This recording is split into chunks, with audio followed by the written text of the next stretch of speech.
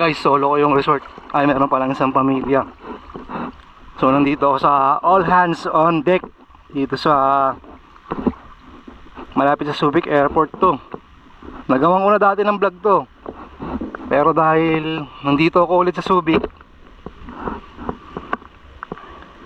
after ng work, yun yung Hanjin, doon ako galing. Kung nakikita nyo yung kulay orange tsaka blue, nasa baba ng bundok. So, dito ako ngayon, relax. Bukas work ulit. Yan talaga, work, travel, repeat. So, hanggang leg ko na to, ganito kalalim. 5'2 lang yata ako, 5'3 o 5'4 yung height ko. So, 5 feet na to. Kaya pa naman. So, tara, sisid tayo. Tingnan natin kung may makikita tayo sa tubig. Let's go! All hands on deck, beach resort, Subic, Zambales. So, meron silang floating eme dito. Yan ang mga floating structures. So, marami naman ditong lifeguard, kaya hindi kayo malulunod. Siguradong safe kayo. Yan, nakaabang sila lahat, oh. Yung mga nakakulay orange, mga lifeguard lahat yan. Tapos huwag kayong mag-alala kasi may PNP doon nakatambay, dalawa. So siguradong ligtas ka. So jellyfish season nga pala ngayon, December. Kaya wala na, nandito na eh. Laban na akong laban.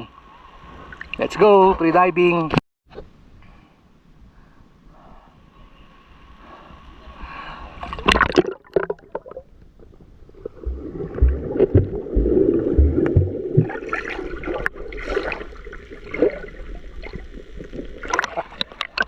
Ang hirap, ang babaw kasi.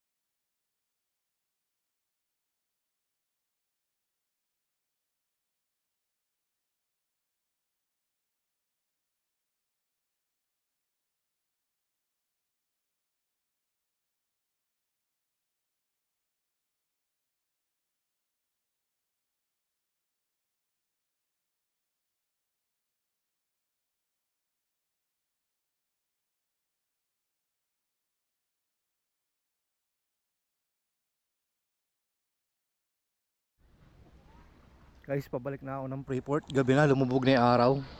So, nandito pa rin ako sa All Hands Beach, malapit sa airport ng Subic. So, uwi na tayo. Balik tayo sa hotel. May trabaho pa bukas. So, if you like this video, don't forget to like, share, and subscribe. All Hands Beach dito sa Subic Bay, Zambales.